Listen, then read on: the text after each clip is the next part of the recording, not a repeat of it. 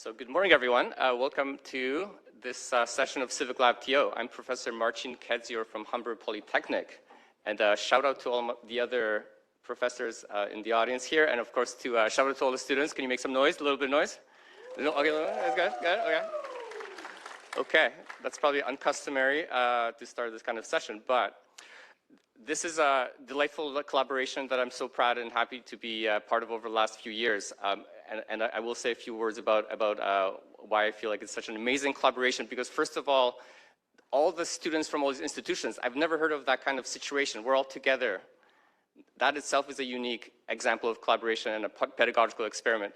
But the further collaboration with the city and all the generosity of the city staff and elected officials that basically give so much of their time and energy to help us with this collaboration. It's a unique Toronto kind of idea, and I hope it thrives and becomes something that keeps growing and growing. Yes, thank you. Yes, in the spirit of making some noise, feel free to add random applause. Today's session is called Supporting People and Businesses, and what that means from both a financial and a cultural point of view. But first, I'd like to acknowledge that the land we are on is the traditional territory of many nations, including the Mississaugas of the Credit, the Anishinaabe, the Chippewa, the Haudenosaunee, and the Wendat peoples, and now is home to many diverse First Nations, Inuit, and Métis peoples.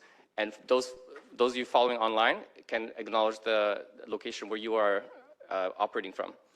But let's extend this land acknowledgement a little further into this kind of reflection maybe on Civic Lab TO. And let's break down those three words, Civic Lab and TO, and what they might mean if we extend this acknowledgement a little further. Recent literature by David Wengrow and David Graeber, in a book that's, the title is a bit epic, The Dawn of Everything, A New History of Humanity. They argue in this book that the North American indigenous peoples, their encounter with the European peoples is what propelled notions of democracy and the Enlightenment back in Europe. The notion of what was used to be called the Iroquois Confederacy, groups living together, finding ways to operate together. And even, consider the European states when they encountered indigenous North Americans were monarchical states with absolute power, with divine power in the monarchs. The very notions of freedom, social organization that the Europeans learned from the indigenous people, it arguably led to ideas at the heart of the Enlightenment, the rational and skeptical, empirical, reason-based arguments that, from the accounts of the Jesuits with the Wendat peoples, in particular, someone named Candiaronk, the Enlightenment thinkers in Europe are quoting and referencing what's known as the indigenous critiques, where arbitrary power, freedom and equality, and even the fundamental ideas about democracy flow into early European discourse. So this is a profound provocation that lets us understand that the civic part of Civic Lab TO, the notion of rational debate, civility, the idea of a city and citizen, all those cognate with the idea of civic. And it's about inhabiting different points of view. It's about these kinds of debates that we're having and really coming together to understand what kind of city we would like to live in. The lab portion of it is something that I was heartened to hear last time. Last session, you heard some examples of Toronto as a laboratory, a kind of experiment, and the city itself is in motion. Even though the city seems to be an edifice that's static or fixed in form, we know that behind the scenes what we see is a constant flow and the idea of lawmaking. We're in a space of lawmakers. That it's an organism that kind of keeps growing and changing over time, and in a way constantly inventing new ways of how to experiment with how we live together. And it's an experiment, it's a lab, the debates happen here. It could be applied to elsewhere, other cities and other nations. Lastly, TO, Toronto, you hear throughout these sessions, you hear a provocation over and over again. What would you do? What would you do if you were a councillor? What would you do if you worked on the staff of the city? We are privileged to get this insight into how the City of Toronto frames its problems, what are the methods that they use, how they go about addressing these problems, what's applicable at the municipal level, what's applicable at other levels. You should always ask yourself, if you're in that position, what would you do? How would you strive to improve things? And let that be kind of a kind of motivation, and also an invitation to engage in the kind of civil discourse about what's happening with this city that we all love, and that we all, you know, of course we all care about it. Of course we all recognize there are problems with it, you know, but to quote David Harvey, he says, "The question of what kind of city we want cannot be divorced from the question of what kind of people we want to be, what kinds of social relations we seek, what relations with nature we cherish, what style of daily life we desire, what kinds of technologies we deem appropriate, what aesthetic values do we hold. The right to the city is therefore far more than a right to the individual resources that the city embodies. It is a right to change ourselves by changing the city more after our heart's desire." Now, before I pass it on to the guest speakers today, we'll just go over a couple of housekeeping items because you've heard some of this before, but you know that this session is being recorded. Therefore, do not share any personal information that you would want shared as part of your participation in this session. This session is available on www.civiclab.to, and if you joined us in person in the council chamber, we would ask that you please avoid joining the WebEx session. The washrooms are located down the hallway behind the elevators. There will be time for question and answers at the end of this session. And if you're joining virtually, you can submit a question online, and we will kind of receive those and forward those to the speakers if there's time as well. If you're joining in person, please, you have a little microphone. If you're sitting in these seats, you can press the button to activate it, turn the button off when you're done. Otherwise, there will be a microphone being circulated with Gus over there. And put your hand up, and as Joe says, be proud, be strong, and make a point deliberately. Now, lastly, after this session, I have the privilege to go on a architectural and public art walk with one of my favorite art advocate. Well, my favorite art advocate in Toronto is Dr. Sarah Diamond, the former president of OCAD. Maybe Sarah, you want to just wave? You know, arguably no one in Toronto has been more instrumental in reshaping public art policy for this century than Dr. Sarah Diamond. So it's a total privilege to be with her on this walk and hear the insights about the really interesting artwork that you see is part of how the city is shaped and how it's shaping ourselves. Now, that's enough for a preamble. I think I'd love to get to the three speakers that we have today. We're really happy to have Lauren Birch, the Director of Financial Strategy and Policy at the Office of the Chief Financial Officer and Treasurer. Now, in a previous meeting, you know, Lauren was so busy she had to run off to a budget meeting. So, you know, we know that this is a demanding job, and I'm sure you'll hear about that. Pat Tobin is a veteran of Civiclab TO, is the General Manager of Economic Development and Culture. And lastly, we're very thrilled to have Aretha Phillip. She's the Chief of Protocol at the City Clerk's Office and brings this kind of grounding of the city in a global culture and what that means. So without further ado, I'll pass this over to Lauren. Thank you, Lauren.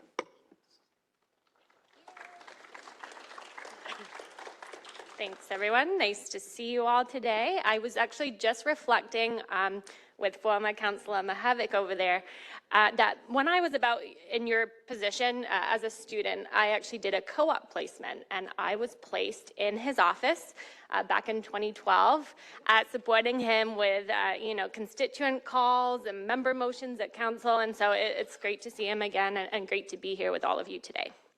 If I can just check the slides, I'll go to slide 1, please, or 2, I guess, after the title slide. So, welcome.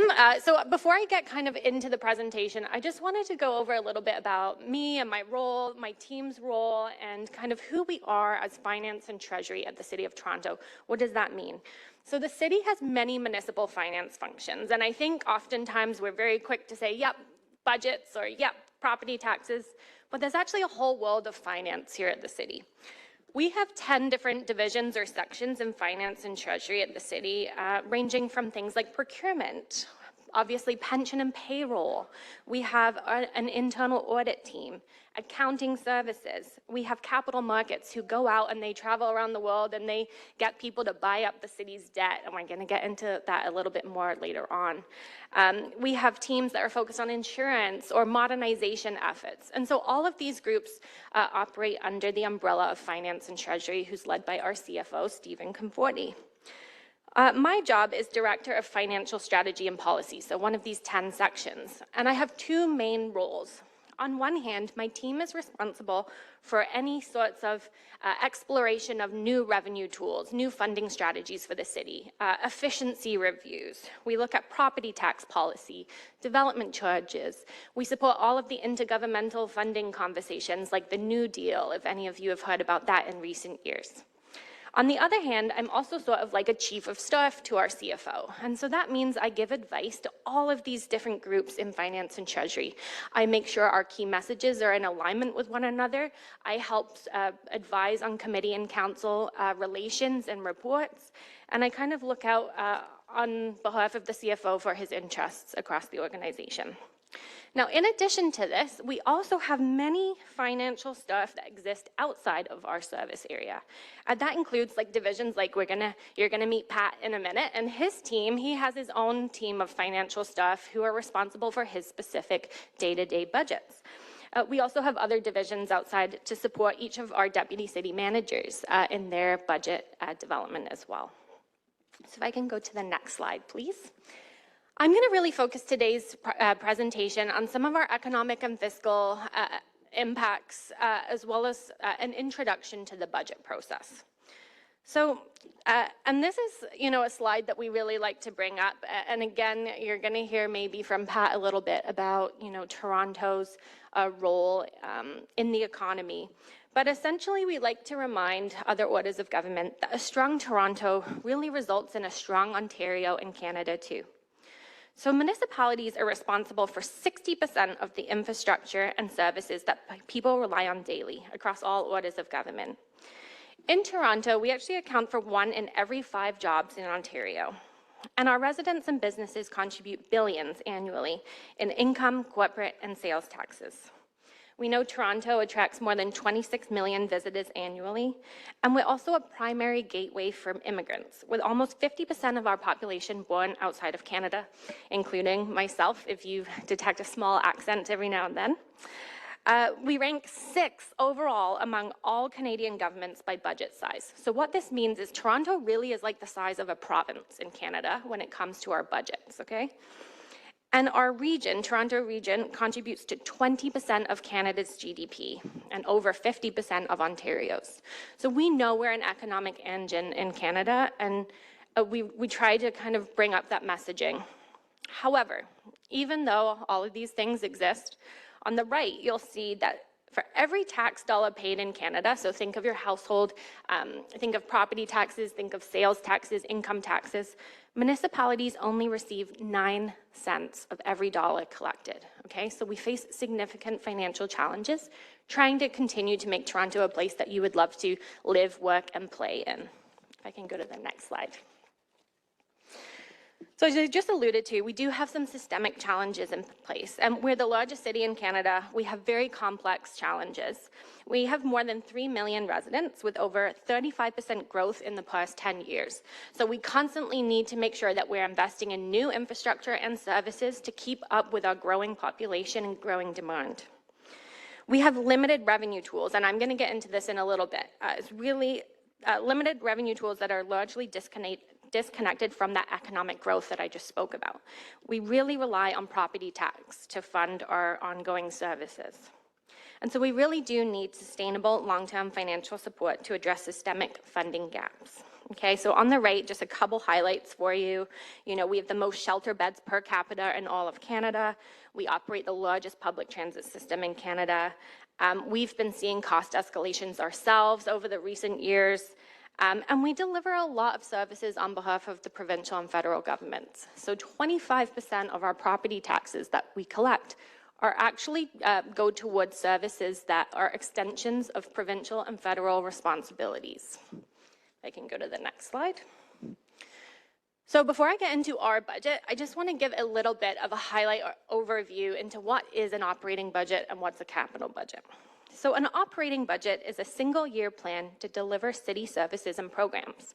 So it's the annual cost of providing services like recreation programs or our waste and recycling collection, daycare, public health, emergency services, park maintenance, or bylaw enforcement. So this is our annual day-to-day operating costs. On the capital side, we actually look at capital on a 10-year basis at the city. That's called our 10-year capital plan. And so that is a multi-year plan for the renewal and creation of real, tangible capital assets needed to deliver the city services. So that includes total costs of constructing, improving, or extending the life of our, building and equipment, roads. Think of the physical recreation center, so not the day-to-day programs, but the physical building itself, computers and information systems, and other major assets. And the city actually has over $215 billion worth of assets. Now, one thing that's really important to keep in mind is that municipalities must balance their budgets so that our expenditures, what we're spending money on, equals the money that we're using to pay for it, our revenues. And it has to remain balanced throughout the year. And that's something really important to keep in mind when we deal with day-to-day, things that pop up or issues. So for example, this year we dealt with tariffs, right, with the United States. We know that there were challenges that businesses now probably face, and we wanted to do something about that.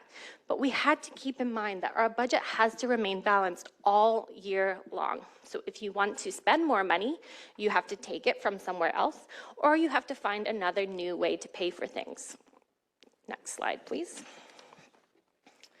Now, despite our financial challenges, we really do try to ensure that funds are allocated to real tangible results for residents and businesses and visitors to Toronto. So in 2024, we saw some real results from recent investments that we had made. So we saw the rollout, for example, of 24/7 citywide Toronto Community Crisis Service coverage. We filled 42% more potholes than the previous year. Over 284,000 potholes were filled in 2024. That is a lot of potholes. I actually live in Hamilton. I think we have way more potholes than Toronto, and they could definitely do this too. We froze transit fares, but added 500,000 new transit service hours to buses, streetcars, and subways. And we moved 3,808 people from shelters into permanent housing. So I'm not going to read through all of these. I know the slides are going to be circulated afterwards, and we can get into some more examples in the Q&A, but I know I am short on time, so I'm going to keep going to the next slide, please. So just to give you a few highlights, on our operating budget, as I said, we're the 6th largest government budget in Canada. So on the operating side, our 2025 budget is just under $19 billion. And really that reflects some added investments in affordable living, transit, community services, and public safety. I'm going to get into some of the more details in the coming slides. On the capital side, we are planning to spend almost $60 billion over the next 10 years. That includes investments in state of good repair, which is what, when I say state of good repair, it means that I'm trying to keep assets appropriate and safe for use, okay? So when you already have an asset, maybe you have a roof at home and you have to kind of do some maintenance on it over the period of time to extend its life. That's what we talk about when we're talking about state of good repair. And we added critical investments in transit, transportation, housing, and community improvements. Now, in the development of the budget, it's really important to keep a multi-year approach in mind. Yes, on the operating side, we do only approve it 1 year at a time. But of course, we have to think about our the future years and the impacts of our decisions today. So we look at things like, if I'm adding a program for 6 months this year, what is the impact next year when I have to deliver it for a whole year? We know that's going to increase costs. And so these are the sorts of things that we approach our budget with. We did have a successful New Deal agreement with the province, which did enable us to unlock some operating and capital funds, which was very significant for 2025 budget development. And then lastly, I would also just comment that in recent years, we have been doing a fall public budget consultation session. So at the end, I will mention this again. I encourage everyone here to join those consultations. And we really like to hear from the public.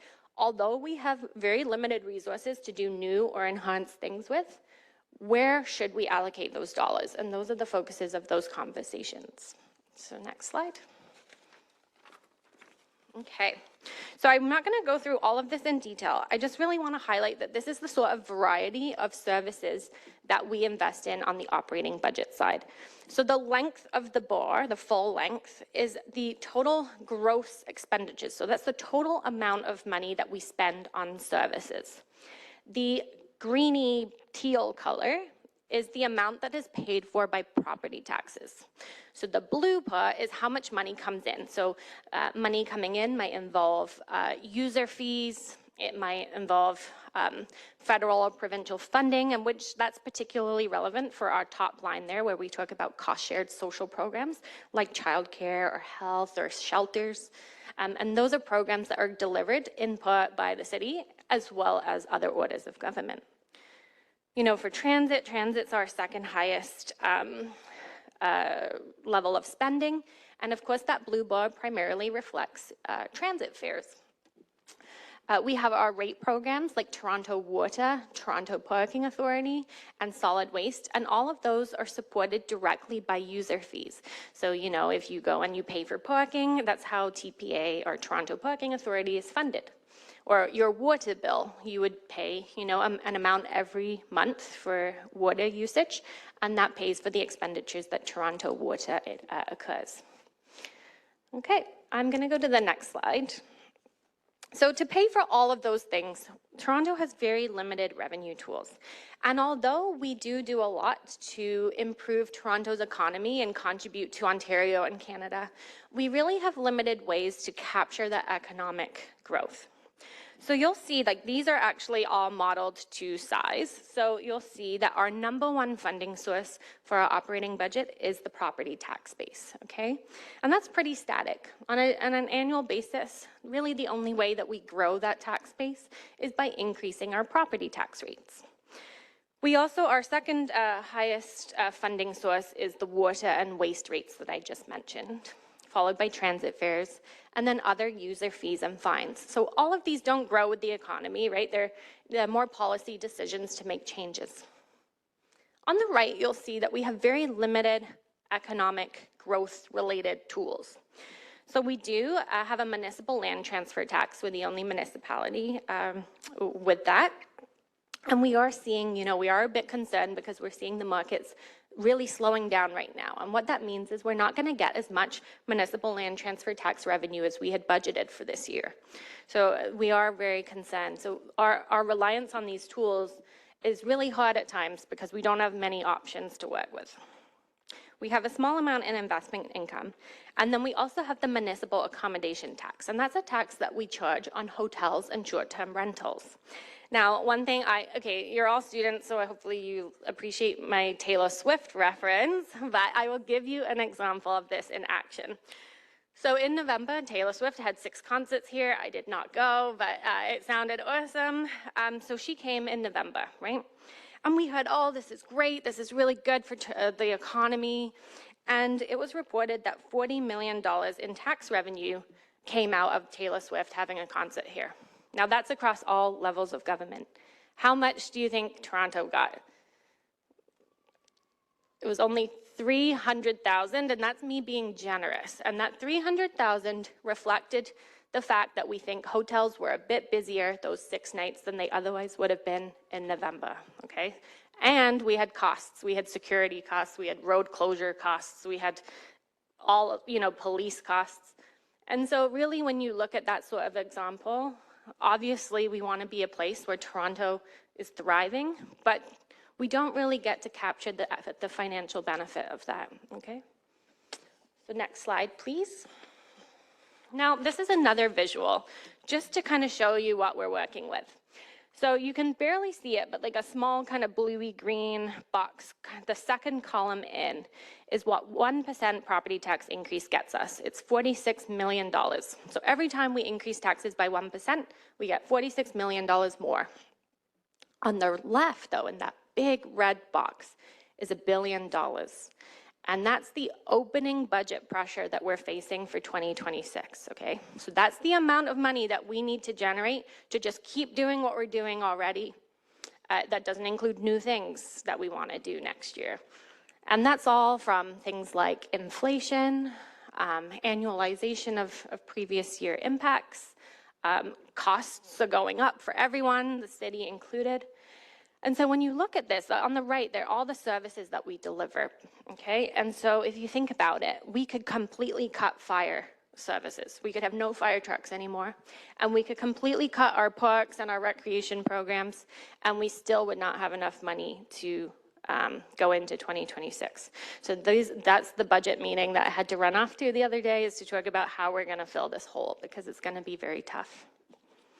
Okay, go to the next slide, please. So I'm going to just briefly now switch gears to capital. So I said $60 billion over 10 years.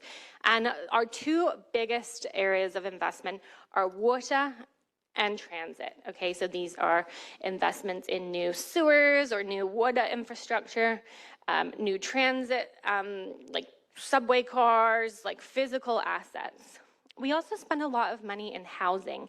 And in housing, it's interesting because we do spend a lot of money directly, but we also, if you see that light blue box, we also kind of give away a lot of stuff in return for housing investments. So for example, we might waive fees if you're building an affordable unit. We may give away land for free if you're building an affordable housing property. Right? And we're just trying to incentivize the supply of housing. We know that more people need homes, and we want to do what we can to get there. I'm going to go to the next slide, please. Thank you. I think I only have 2 more slides. So on the funding side of capital, water, as I said, is fully funded by the water rate. So that's our number 1 source. And then we have a couple debt-related sources. So we do take out we borrow money for a period of up to 30 years, and we pay it back slowly over time so that we can proceed with major capital investments. We then have some other smaller funding sources like development charges or provincial funding, federal funding, and reserve funds. So I'll go to the next slide. Actually, I'm going to skip the next one entirely. It's not really critical. So this is our last slide here, and I just kind of wanted to touch on the actual process itself. So the budget process really feels like it goes on forever, but it kind of formally kicks off at the beginning of the summer. So finance staff provide guidelines and instructions to our divisions and agencies at the city. And this year, those instructions were informed by the mayor and the budget chair. In the summer, divisions go off, they prepare their capital plans, their operating budget submissions, they look at their prior year spending, what they've experienced throughout the year, and any new requirements they have for next year to deliver city services. In October, we have the public engagement sessions that I mentioned, so come out. There's going to be information on our website, and maybe I can make sure there's a link included for all of you. We have engagement sessions both in person and virtually. And then in the fall, we really reflect on that feedback that we get. We look at all of the submissions. We have a series of internal meetings, and we then start to prepare our public-facing materials. So in January, we have our public budget launch. That's when all of our stuff goes public. You can look through all of the budget notes and the presentations. And there's a series of budget committee meetings. And you can actually sign up to come and speak to budget committee at that time as well. And then finally, because we now have strong mayor powers, it actually becomes a mayor's budget. So the mayor is required to propose her own budget by February 1st. And typically, she'll take what staff have advised, what staff have prepared. She'll take any public feedback heard throughout the process, and she'll look at budget committee's recommendations, and then table a budget, which is then considered by city council. And it's a bit anticlimactic because after all of this great work going on for months and months and months, City Council no longer actually officially approve the budget. They just kind of discuss it. They consider maybe some amendments, but there's no formal approval vote anymore because it is a mayor's budget. And so with that, I think that is all of my slides today. Happy to take questions afterwards, and thank you so much for your time. Thanks so much, Lauren. And to quote the great Taylor Swift, it was all by design, because I'm a mastermind. Sorry. Okay, I guess I'm not going to do that again. Okay.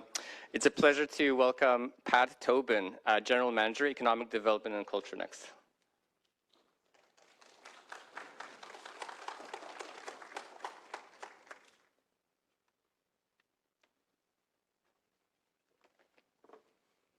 Good, thank you.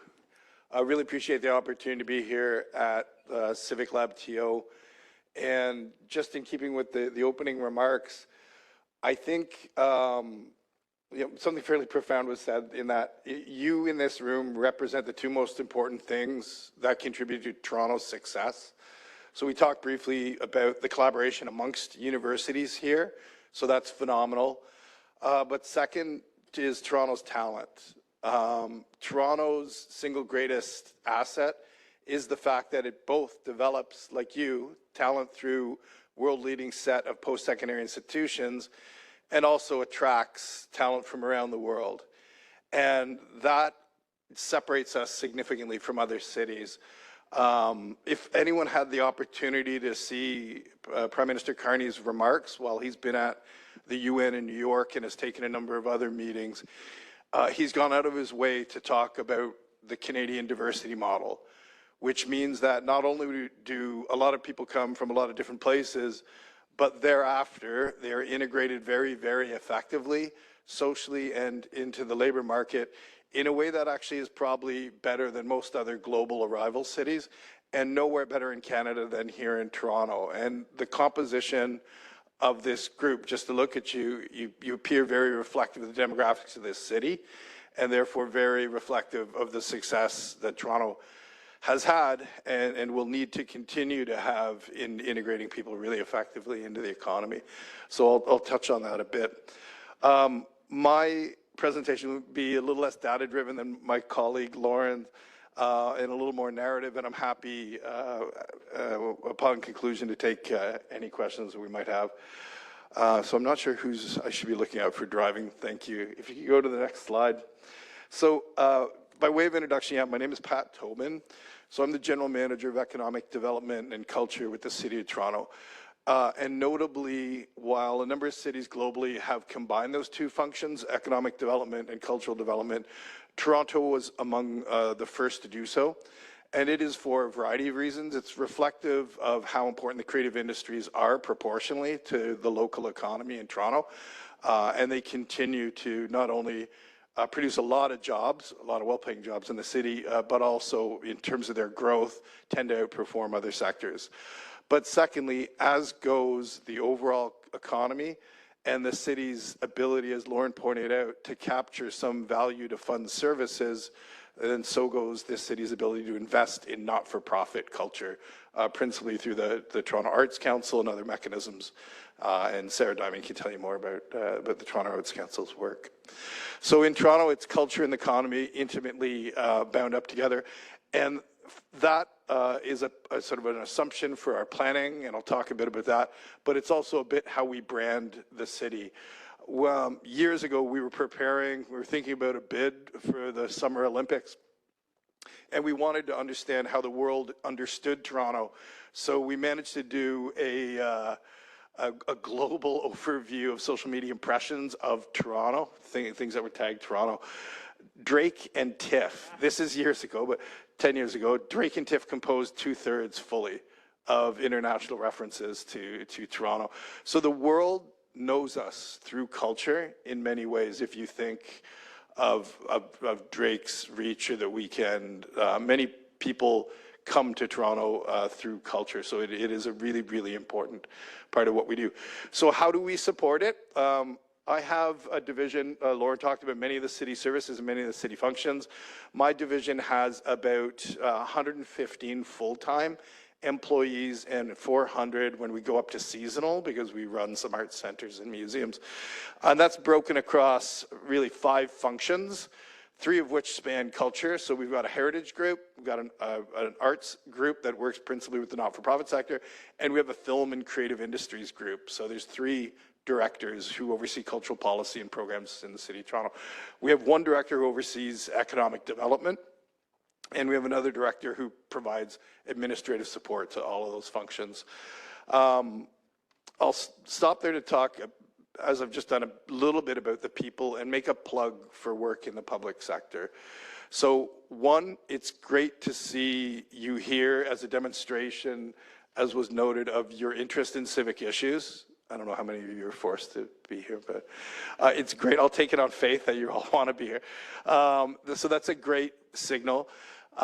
And, you know, as we talk about what the city does, the city, like many organizations, is facing a large number of retirements in coming years, just given the demographics of our society. So we need to always be recruiting, and nowhere better to start than people who are already curious and civic-minded.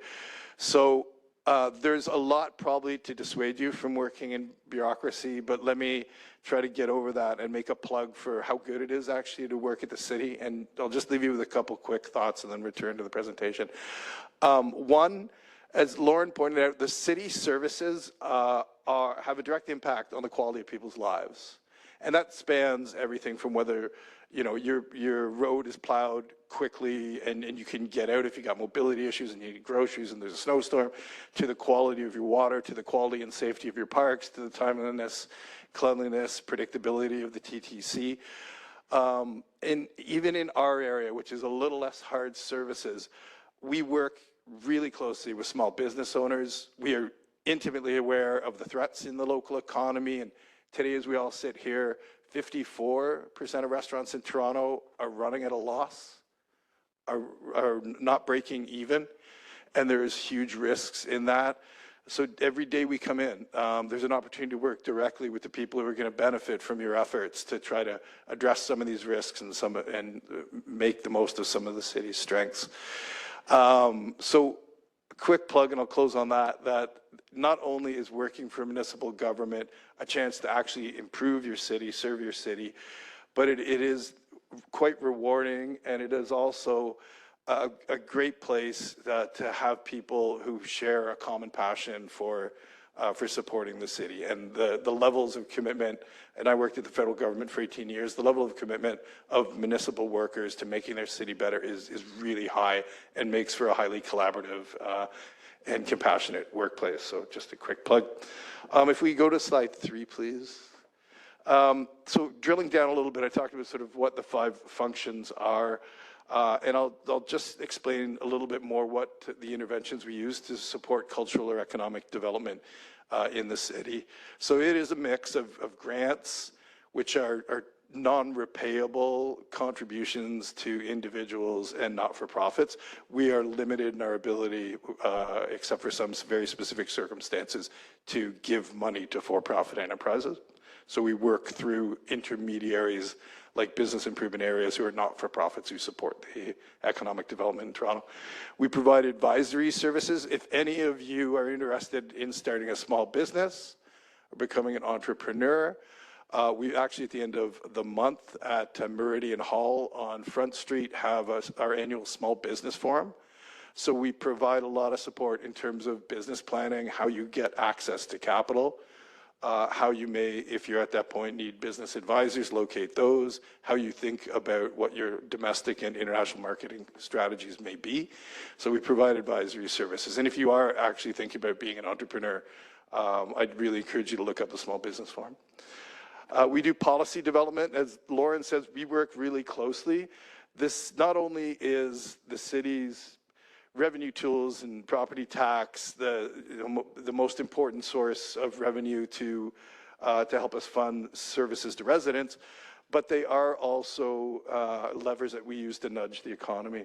So in some recent examples, given the crisis that small business was facing coming out of the pandemic, working with partners at the province, we introduced a 15% property tax assessment cut for small businesses.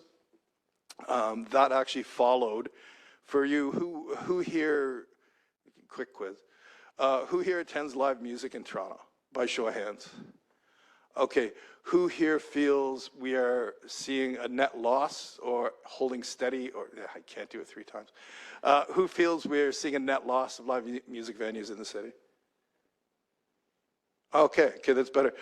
We're losing some, we're gaining more, and we're doing better than cities like Paris, New York, and London. We've seen about a 14% loss over the last 5 years of live music venues, whereas these other major cities I've cited have seen 30%.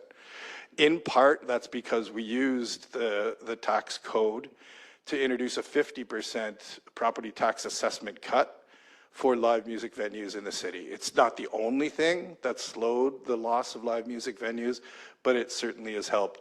So just the point that not only are taxes a really important revenue tool, but they are part of the policy and intervention mix. The city also does a lot of convening and promotion. I mentioned the Small Business Forum, but we also work on, for example, foreign direct investment attraction, and we have a third-party agency called Toronto Global, who is out marketing Toronto as a great place to invest and grow your business. And they've had really good results in the 8 years since their inception. Some more specific interventions, really briefly. One of the things about economic development is the economy is always changing, and you've got to be fairly nimble to respond in as timely a way as you hope you can to whatever the emerging crisis is. So Trade TO is something we've introduced just about 6 months ago. As the second Trump administration came into power in January and immediately began levying tariffs, we brought forward a tariff plan to council in May of 2025. And among the major focus areas of focus of that is efforts to help Toronto businesses grow exports and diversify the countries to which they export. In Toronto, in Canada, 80% of our trade goes to the US, trade in goods. In Ontario, it's 90%, just given the manufacturing nature of the provincial economy. In Toronto, it's a little less than that, and the local economy benefits from a high level of diversification and a big services sector. So I'll touch on that a bit more. But there's work that we weren't really doing even 9 months ago that we are now doing a lot. So just a point about being nimble and being able to provide interventions on the greatest risks people face. I would also say that I'm going to keep plugging working in the public service, so just bear with me. One of the preconceptions probably about working in government is that it doesn't change. And you could spend 30 years doing the same thing over and over. It's not actually like that in a municipal government, particularly in the economy. As you can imagine, things change all the time, and it's really dynamic.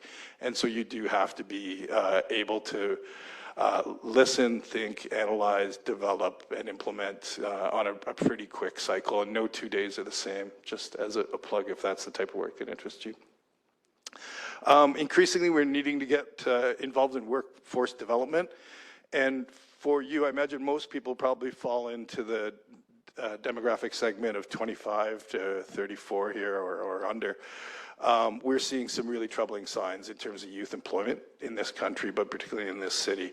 So what we have in the local economy are significant, geopolitically driven and technology driven shifts where we're going to have to move workers from some traditional job categories into other areas where there's growth in the economy, and that's a really difficult thing to do at scale. So workforce development is something that Toronto is spending a lot of time thinking about. On the culture side, I'll touch on festivals a little later, but there's been a lot of interventions there as there's been a lot of disruption in the sector. And we are interestingly and almost unique among cities. We're a major culture producer in the city. So this weekend, no, next weekend. Next weekend, October 4, we deliver Nuit Blanche. So if any of you have the opportunity to go, if you've not gone, it runs 7 p.m. to 7 a.m. Sarah Diamond was instrumental in its development. This is our 19th year. It's a total takeover overnight of the city with artists popping up, installations. at all kinds of places that allow you to see the city and discover it in a really new way. So if you've not done it, it's pretty interesting. It gets about 1 million people into the street overnight. And it's unlike anything else that happens. So we're a culture producer in this city.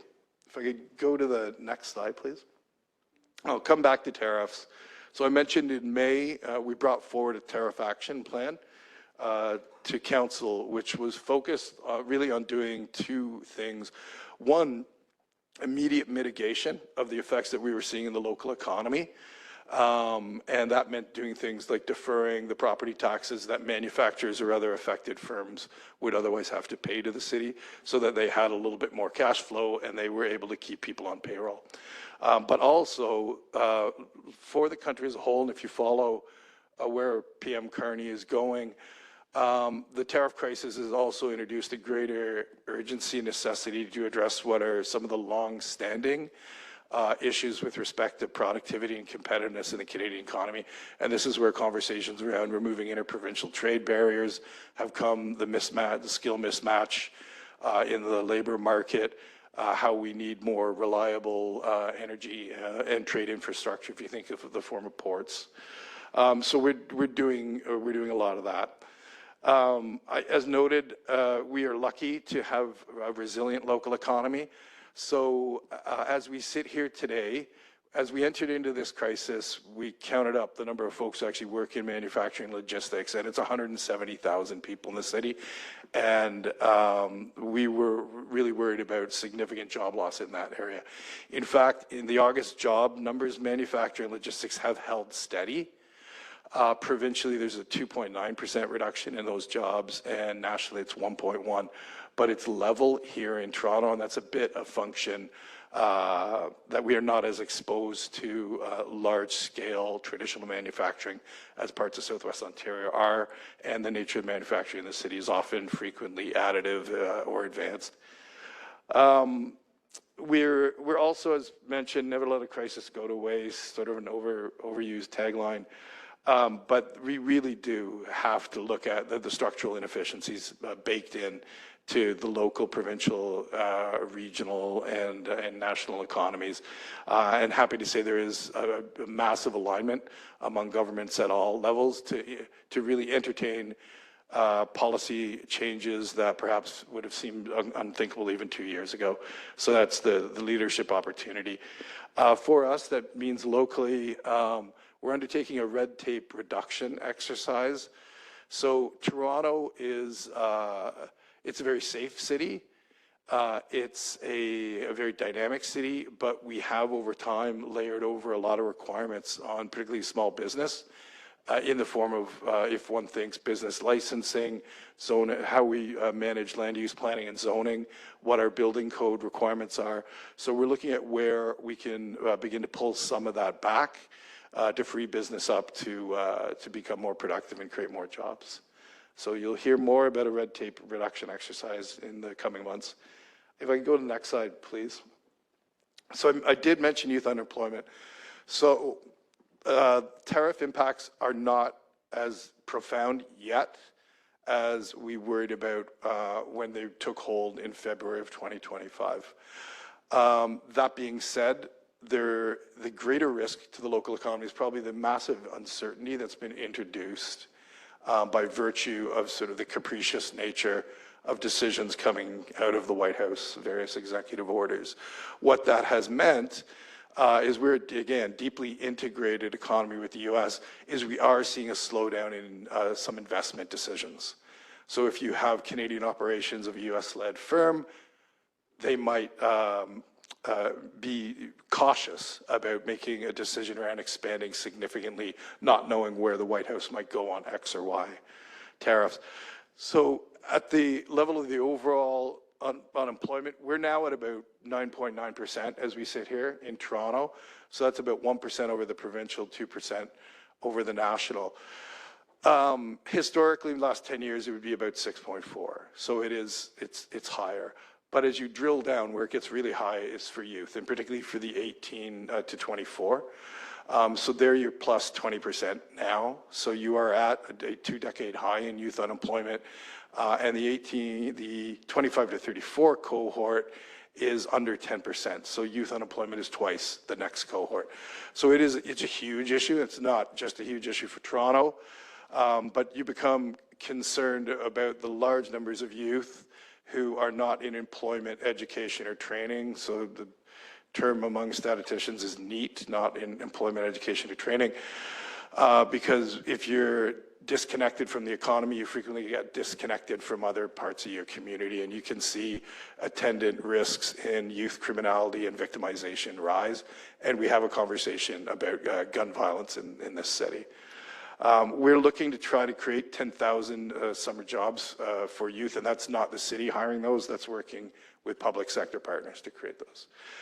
I know I'm going over time, so I'm going to try to power through this. If you want to go to the next slide. I'm going to talk really briefly about festivals.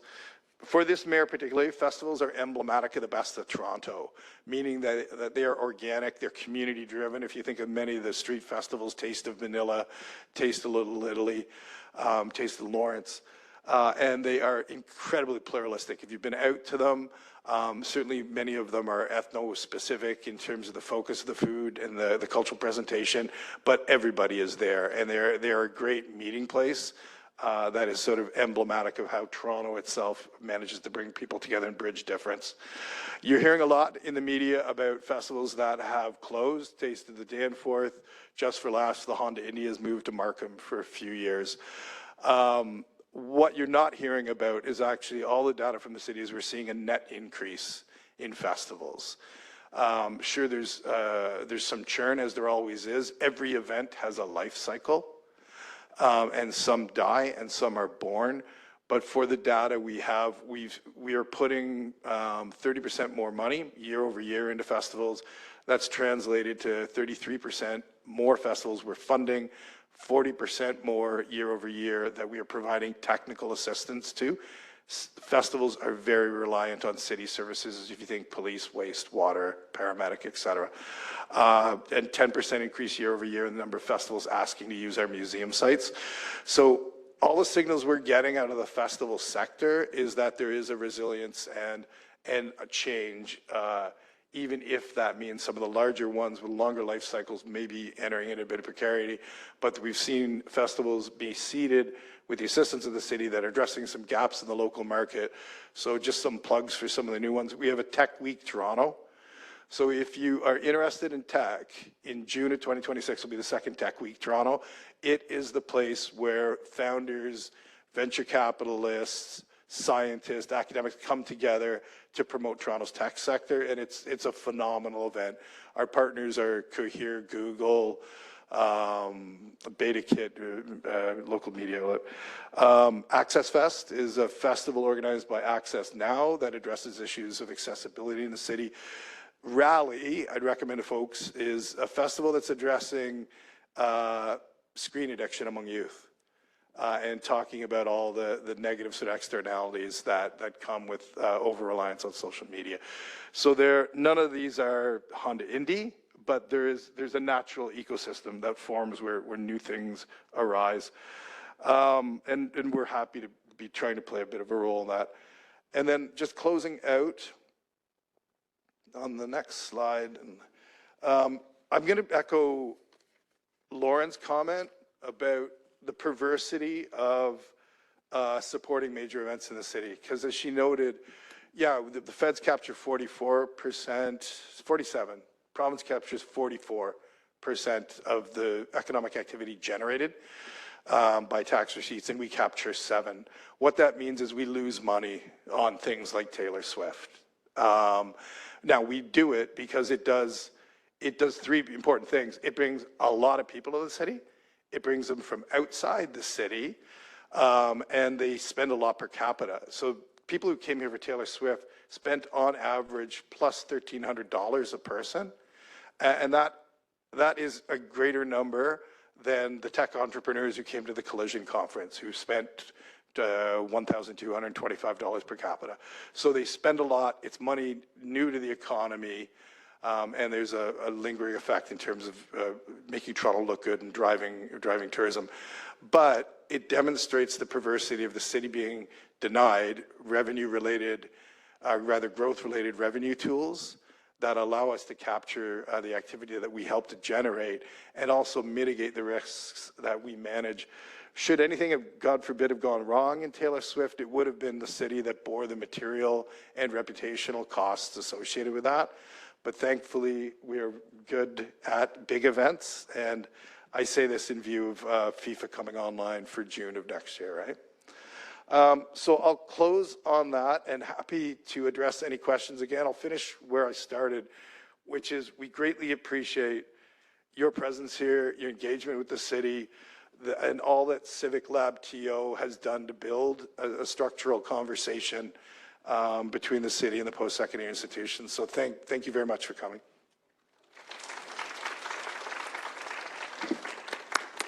Thanks so much. Thanks so much, Pat, for that very compelling breakdown of the entanglement of economics and culture at the city, and trying to, I think you did a great job exciting some people to consider future work in civil service. Now, our next speaker, it's an honor to introduce Aretha Phillip, the Chief of Protocol at the City Clerk's Office. And this was, I have to say, last year, this presentation brought a lot of fire and was one of the most memorable presentations of Civic Lab TO. So very excited to hear this version of it. Thank you, Aretha.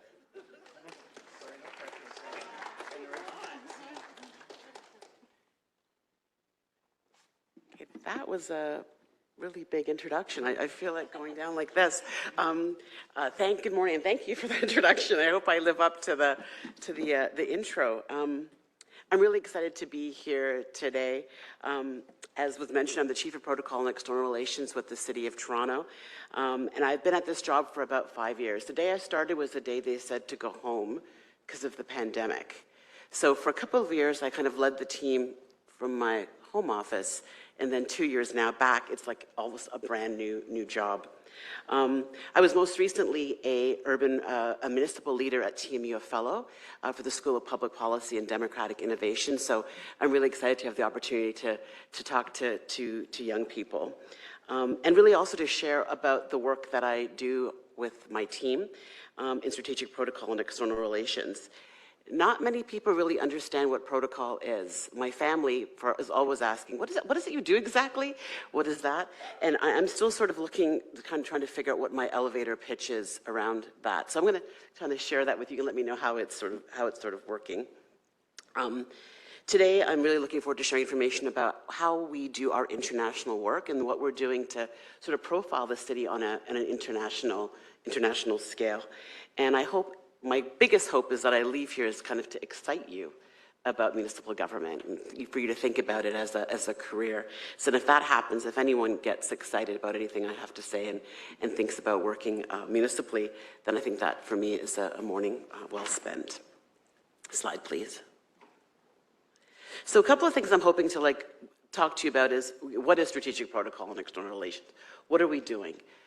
What does that work look like on the international landscape? What's guiding the city's work internationally? And specifically, what are we doing? Because that looks different federally and provincially. And then, of course, if you have any questions, I'm happy to take those. Next slide, please. So I mentioned I love what I'm doing in this particular job. I think when I took the job, I said, if you're looking for someone to do exactly what it is, then I'm not your person. But if you're looking for the person, what it could be, then I'm really excited about that opportunity. And I will always encourage people, when you take a job, always think about taking it not for what it is, but for what it could be. Because that's where the passion comes. That's what's going to get you up in the morning. So protocol, what is that? You can click forward. I'm not too good at the PowerPoint stuff. Many people sort of see protocol as things like rules, systems, conducts, procedures, and that is really quite formal and to me kind of restrictive. One of the things when I came into this job was thinking about how do we open that up, because protocol can be seen as a little bit of a colonial construct. Sometimes it can be seen about keeping people out. So really kind of approaching this, how can we bring people in? How can people see themselves in the work that we are doing? Now, there's always going to be rules. Who talks first? Who sits where? What do we do? You can't get away from that. But I think it's always about thinking what other things that we can do. Where's our Indigenous lens? Where are the protocols and practices of other communities? How can we integrate those pieces into our system so that people see themselves? So I really believe you can think outside the box. I think you can be creative. I think you can have a traditional and modern approach to the work. And that's really what I'm having myself and my team strive to think about. As a city as diverse as ours, our residents need to see themselves. That's how they feel the connection with our city. And that's really important to me. But you got to be intentional about that. You need to know that equality doesn't always mean equity. And we have to be thinking differently about the work that we do. So what is protocol to me? It's thinking about how are we showcasing our city locally, nationally, and internationally. I think if you can click for me again. It's also about doing the right thing at the right time. You have to assess the situation. The geopolitical landscape is constantly changing. Things that we would have done before is not what we can do now. A good example of this, City has a very robust Truth and Reconciliation Action Plan. Before, we never really considered Indigenous protocols within our ceremonies. Now we have a practice that the Indigenous voices always come first. That wouldn't have happened years ago. This is a definite change, and we are far ahead than probably our provincial and federal counterparts in how we approach Indigenous practices. And the last thing, one more click. And then to me, this is also really about creating a sense of belonging and a sense of civic pride. We want our residents to feel excited about our city. We want them to feel proud when things happen internationally, that they can say, wow, that's my city. That's what we're doing. So those are things that are really important. And then that sense of belonging, that sense of inclusion. Next slide, please. So what does it mean? What are we doing? I sort of see it in a couple of buckets here. The role of my office is really thinking about how we are enhancing our reputation. How are we making sure that Toronto's image, its reputation, when people hear the name Toronto, they think, wow. That we are recognizing our residents, we're recognizing our visitors, we are recognizing occasions that matter to people, that it's inclusive, that it's culturally sensitive, that it's politically sensitive, because these are changing times. Thinking about how is the city being seen as a global leader? Where do we sit? How are our government-to-government engagements? Are we promoting city-to-city diplomacy? Are we being a good global partner? And then all this is done as we support the mayor in her role as the CEO and the head of our city council. Whenever I talk to my team about this particular work, I always say to them, you know, I really think that we have a role. We are responsible for the storytelling of the city. It's about the ceremonies that we hold, the people that we're recognizing, the tragedies that we commemorate, images that we capture, and the places that we visit internationally.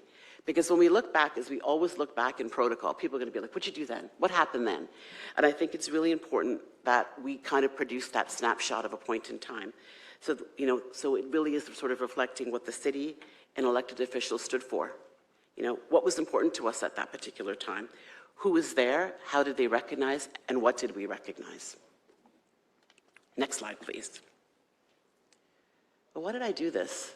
Okay, and just click. You just do 5 clicks, and then we'll get. Yeah. So here's a little bit about our office and what we do.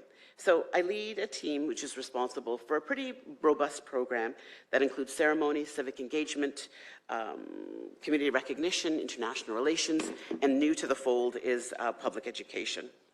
There's about 25 people that work in my office, and they do a variety of things. I kind of divide it into 5 areas. 1, we lead celebrations and commemorations of the city's historical events and milestones, so Remembrance Day, 40th anniversary of this, 100th anniversary of this, unveiling of this. We give city honors and awards, Toronto Community Champion Awards. We recognize our residents and communities, and we have carriage of the city's official symbols, the flag, coat of arms.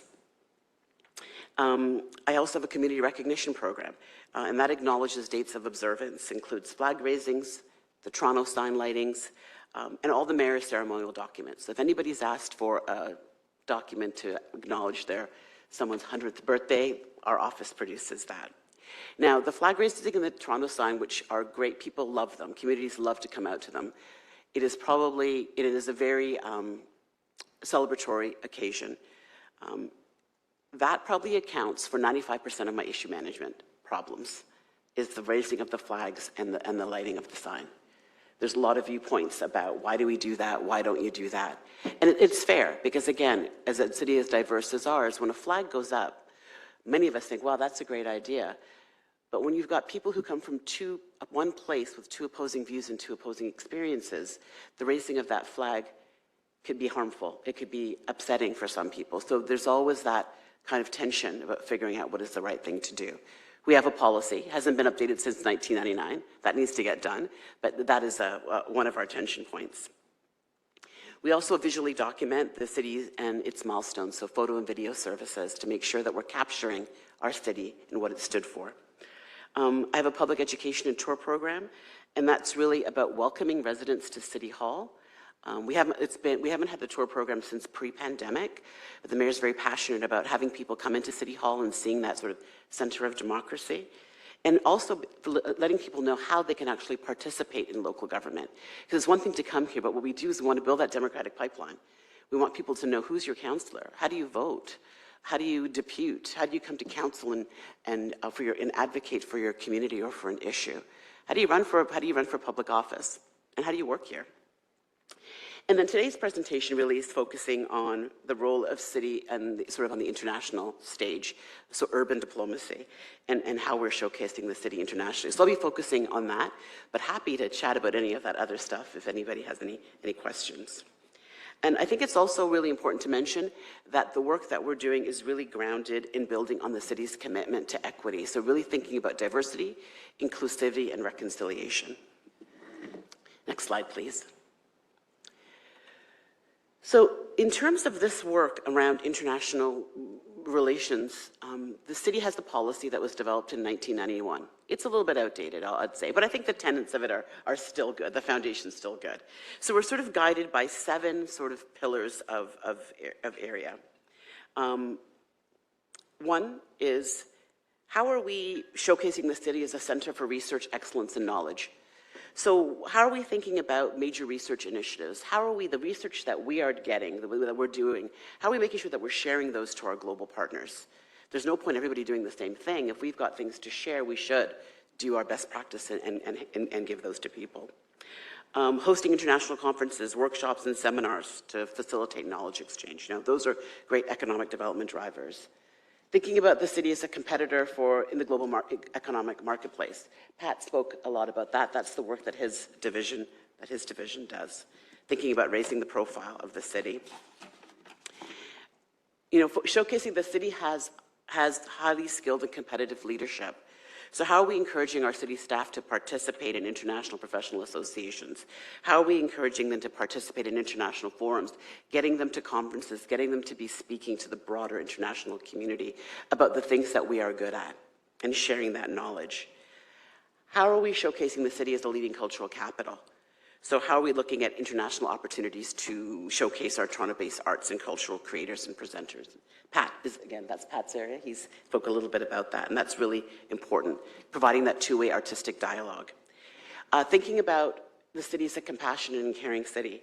How are we thinking about social cohesion? How are we thinking about alleviating inequities? And that's a big platform for our city internationally. People are very interested in the work that we are doing around social cohesion. And I think there's a lot that we can share. And I think that that's probably more important than ever, as the geopolitical landscaping is changing on a daily. And it's really important that we are at the forefront of that, talking about the importance of democracy, the importance of being caring. You know, how are we showcasing us as a leader in human rights and equity, which sort of falls back to the compassionate and caring city. Again, sharing our knowledge of policies and practices. And then also being an advocate in local democratic government. And this is a conversation that comes up a lot more in international discussions, particularly around misinformation and disinformation.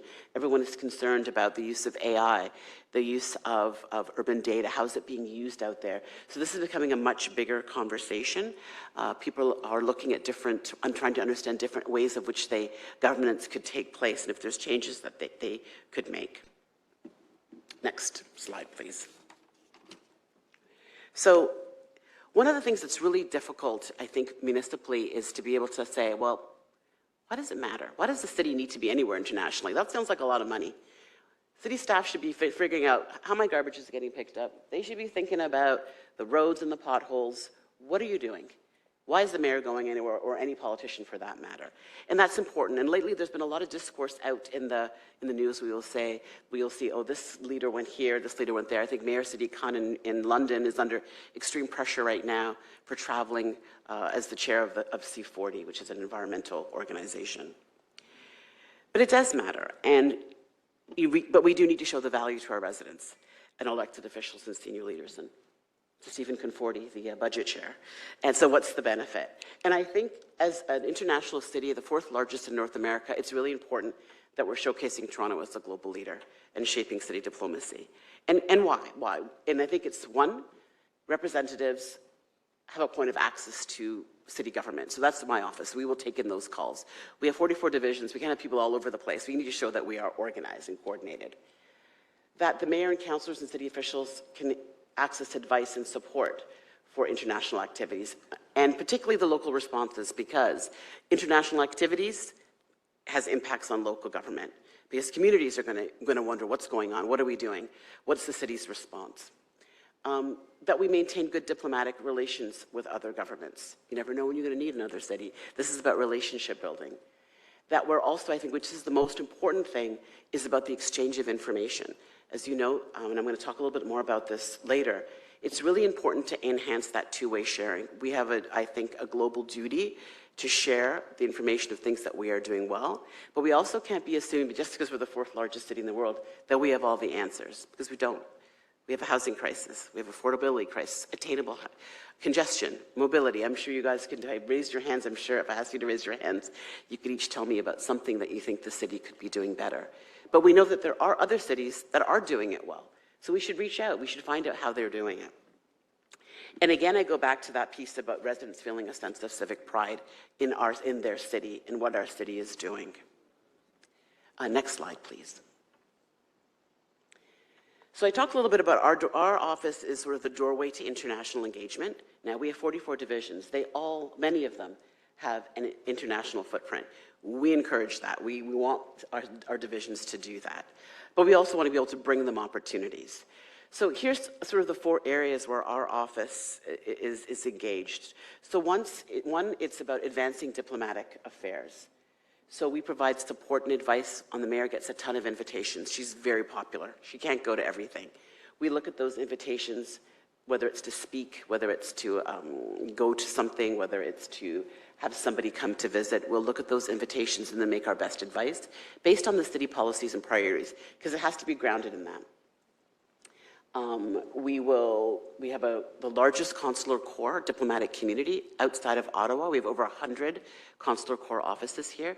They're very interested and very engaged and want to participate in the city. So we want to be able to let them know about the things that are going on within the city. So we have strong relationships with them. You can imagine now with FIFA, that is a huge conversation. They are very interested in wanting to know, what are we doing for the games that are coming next year? We also have a lot of visiting delegations that come, whether that is a prime minister, whether that's an ambassador, whether that's the royal family. We facilitate those official visits when they come. The other thing is about the proactive engagement with international cities, and I mentioned that before a little bit. You know, how are we actively pursuing knowledge exchanges? So how can we reach out to Taipei, who's got an incredible subway system? We have some challenges with our subway. Let's talk about what we could learn from one another. How can we bring back some of those things to our city? We have some formal and informal international networks that we're a part of, and I'll speak to a little bit more about that. You know, we're more and more, I think the trend is to look at a one-to-many approach. The bilaterals are great, the one-on-one, you do get you get good information, but sometimes it's better if there's a bit of a coalition of cities that want to work on a certain subject matter. And then our office oversees the city's International Alliance program, which is kind of like a partnership with a specific city, and I'll speak a little bit about that. So I mentioned at the beginning about enhancing divisional participation. Divisions, you need to keep your international footprint going. And the city has been a bit quiet, I think, for the last 15 years in some respects. I think the trade missions that Pat's area goes on to nurture economic development has been something that has been consistent. But this other piece about the non-business side, the city has not really been active for quite some time. So over the last year and a half, we have been reintroducing ourselves. And there's been a lot of take-up and a lot of interest. So while we're also trying to promote and have our elected officials go out, it's also important that we nurture and foster the relationships with our cities, the staff-to-staff engagement. Because political tides, they change. But the staff will be here. The problems will still be here, and we still need to find solutions. So really thinking about, if Pat's going on a trade mission for economic development, what can we tack onto there? If we've got the audience of a councillor or a mayor, how can we maximize that trip so the value add is good? We're getting some city and city engagement. Maybe we're learning about housing. Maybe we're going to take a look at a subway transit system, going to take a look at their data platform. So how are we maximizing those trips and giving our staff the opportunity to see other things and learn? Identifying opportunities for cross-divisional initiatives. So taking things outside of the silos. So we're thinking about urban sustainability. It's not just planning. Could be an economic impact to urban sustainability. There could be some environment components. So thinking about it from a bigger picture, from a one city, one voice perspective. And then really doing the connector for international engagement. So one might say, well, how much is this costing? This sounds like it's expensive. And I know our finance has got our hat on there, so what are we doing? So a lot of times we always try to leverage, when we get invited to go to something, that the costs are being covered. So that's the number one thing. Will the costs be covered? So that doesn't put any budgetary impacts on the city. And you'd be surprised, we get invited quite a bit to go to conferences where they will cover the costs for city and elected officials. And then the last thing is, how are we showcasing the city as a global leader? So international awards are a big thing. The more awards that you can apply for, the more that that others see you and then are then interested in what it is that you're doing. We have been, in 2016, we won an award through Singapore, the Lee Kuan Yew World Prize, for the city's excellence in social integration strategies and our waterfront redevelopment. Things like garnering international designations. So the city is a UNESCO Creative City of Media Arts. That was awarded in 2017.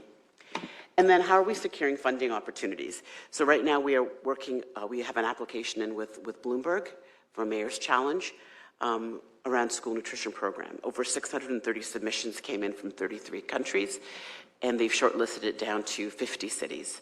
So out of those 50 cities, 25 cities will be awarded $1 million to produce that particular program.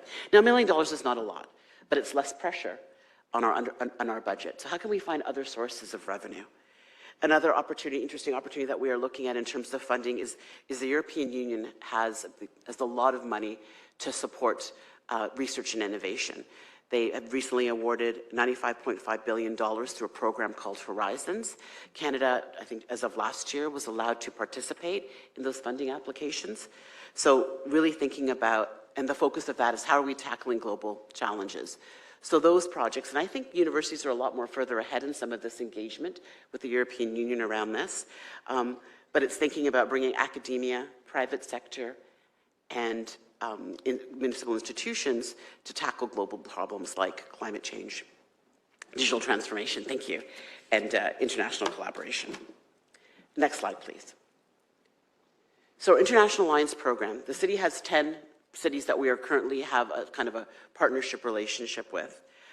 Chicago, which is very much more business driven. Chongqing, China. Next year we're celebrating our 40th anniversary with them, really going to take a look at their transit system. They have a very robust transit system.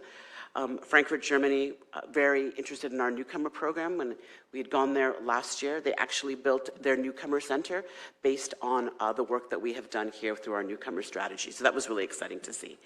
Kyiv, Ukraine has been a longstanding partner. We have donated vehicles to them as they're going through the crisis that they're within. Sagamihara, Japan. If you go to High Park, you see the cherry blossoms. That was born out of a donation of those trees, as well as in a park in Scarborough. And they're very interested in hearing about our circular economy and how we do that.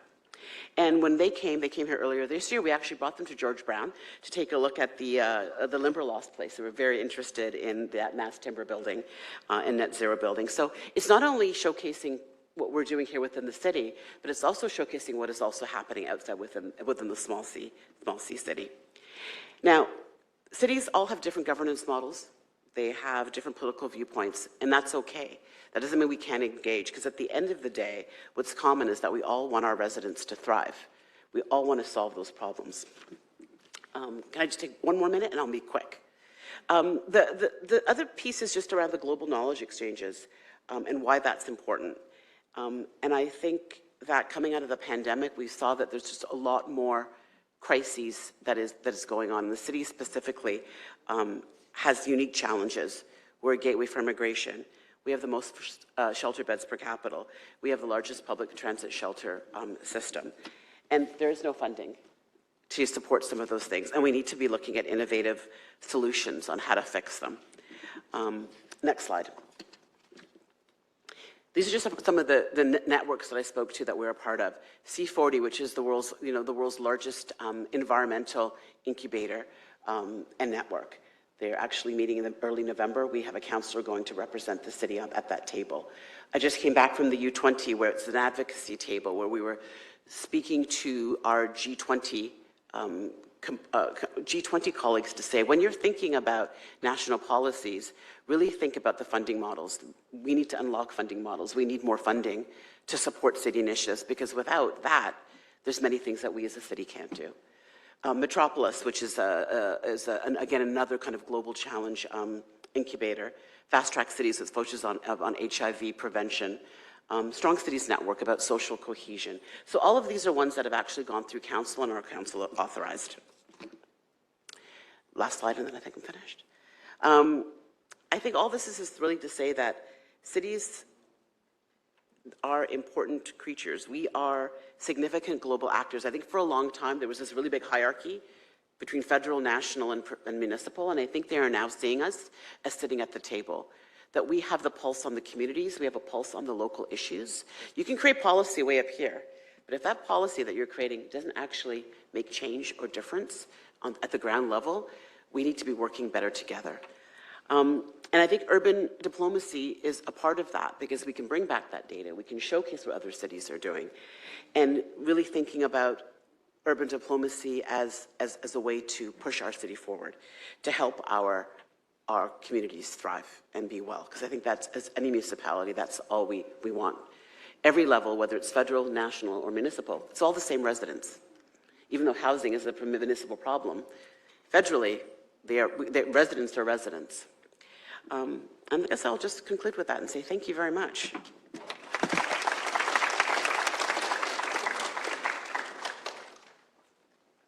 Thank you, Aretha, for those beautiful remarks and the role of storytelling and how compelling that is in the international sphere.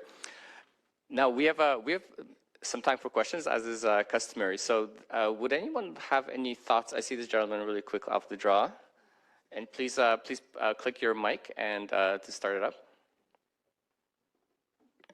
I wasn't expecting to be pointed to just so quickly, but so. I have quite a number of questions, but I'm going to focus on just 3 of them. So first off, how does the city plan to respond towards the rise of race-based violence in the past few years, especially since COVID? Second question would be, does Toronto have a plan for attracting businesses that may be looking to leave the United States or expand their operations outside of the U.S.? And 3, how is the city planning to continue to attract international students, given post-secondary institutions' reliance on international students as a source of revenue, especially in the context of the changing federal policies? Thank you very much. Thank you. Any of the speakers like to tackle one of those?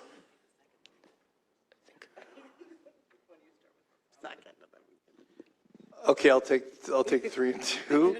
I'll jump in. Yeah, we'll go backwards. One, with respect to foreign students, provincial, we are subject to provincial policy changes in that matter, and which are also flowing from federal immigration changes. Our job is to ensure that Toronto remains an attractive place for talent of all types, including prospective university students. But we have no control over the mix of what post-secondary is going to see for domestic and international students. We manage a very fair head and bed levy on universities to help control their costs, and we support them in other ways. But in addressing their financial exposure to the reduction in international students. I can just add too, I think that there's a report coming later this year that we're working on with housing around how to incentivize more supply of student housing, and part of that being in consideration of international students. And then briefly, I'll take two, and Aretha can take tricky number one. Attracting businesses who may want to flee the States, absolutely. I'll say three quick things. One, we've seen sort of some leading indicators. There was a lot of attention to 5 Yale academics who joined U of T, not to conflate them with business, but they were emblematic of what we're seeing as a flight of talent. Number two, we're looking at the sectors where talent is most mobile, and so tech. So this Toronto Tech Week replaced the Collision Conference, which was a big international, and Toronto Tech Week is an organic opportunity for many founders to return from the Valley to Toronto and plant a flag. And there's a rising economic nationalism if you listen to the folks from Mapton or Cohere or a lot of the homegrown startups, and that's great. We're really happy. Number three, you know, like everything, it gets really complex. So U of T set up a portal to look at academics who might want to come. 10,000 inquiries very early, really, really promising. However, when you dove down as a prospective business person, entrepreneur moving here, into the complexity of the local market in terms of housing affordability, lower wages, the change in the foreign exchange consideration, the whole cost accounting becomes a challenge sometimes for people. So we've seen that slow the pace, and you know, as Lauren said, what the city can do on these big cost drivers for prospective newcomers, like housing affordability, is where we're trying to focus.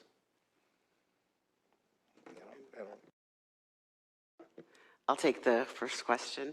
And again, I don't think any of us here are experts, particularly in this particular space, but what I can say is that the city does have a robust community safety plan, and I think this is one of the things that they are talking about, and I'm sure they'll be coming to your program to speak to you specifically about it. But I know that the city is working with the police, Toronto Police Services, and obviously with local community organizations to think about ways of which to address that.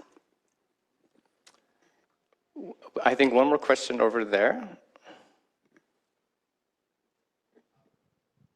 Hi, I have 4 questions actually, but we don't have enough time. Do you mind so. zooming in on like a really pertinent, urgent question, especially Yeah, of one course. that applies to the I speakers? guess you've mentioned a couple times that the federal government gets more of a share of the revenue from large events in the city than the city does. So have there ever been any discussions with the federal government about changing that at all? I can start and say there are always conversations. We always want a seat at the table. We're always trying to have those engagements.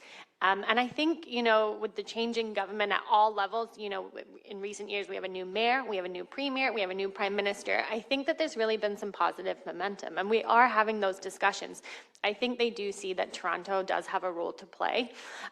You know, even recently, we're having those conversations around things related to development charges, for example, with the federal government, where they've traditionally not been involved in those conversations.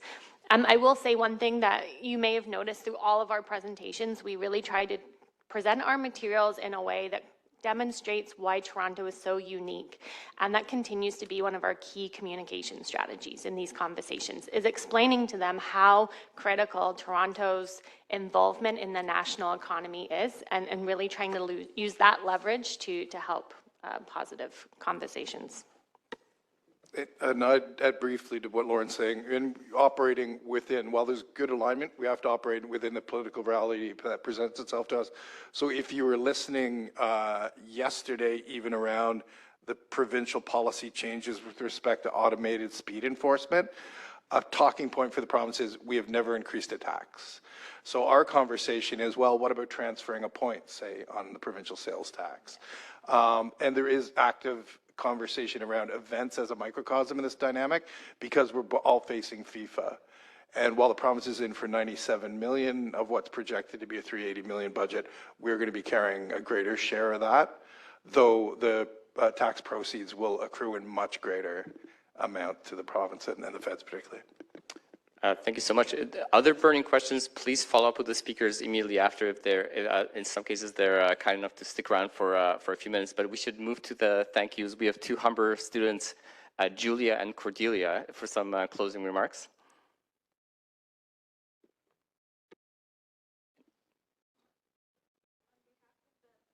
Sorry, thank you. On behalf of the students here today from Humber Polytechnic, and I'm sure all the other institutions, I'd just like to say thank you today to our speakers for sharing your time and insights with us.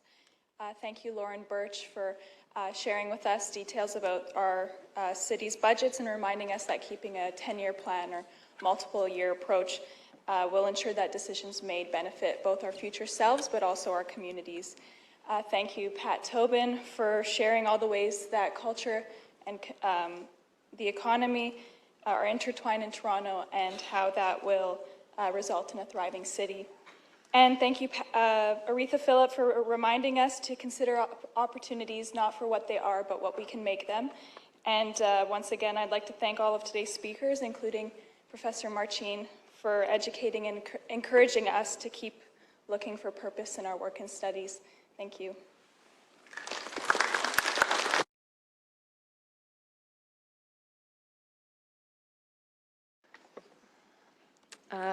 I would like to give a sincere thank you to our presenters today on behalf of not only the Humber Polytechnic students, but also the rest of the students in attendance, of course.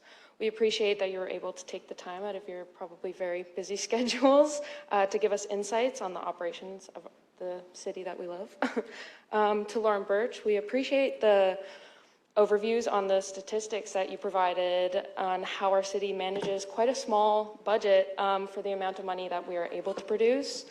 Specifically, I personally like the seeing the 2024 delivered results. It's quite nice to see like tangible results that come out of our funding and taxes and everything.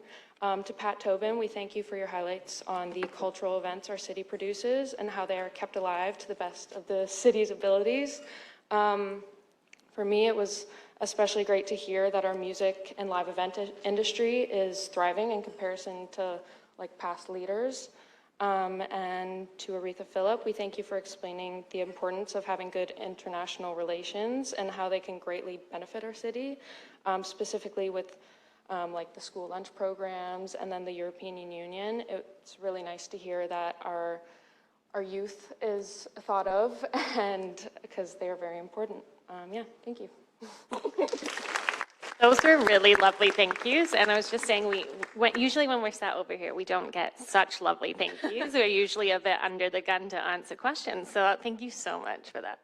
Well, you certainly deserve those thanks and many more. And again, this has been a pleasure to see all of you here. And we will mingle for a few minutes. Dr. Saren and Diamond and I will meet anyone who's interested in joining our exciting public art and architectural competition. We will meet downstairs right past the security, right where the blue velvet is, around the kind of rotunda.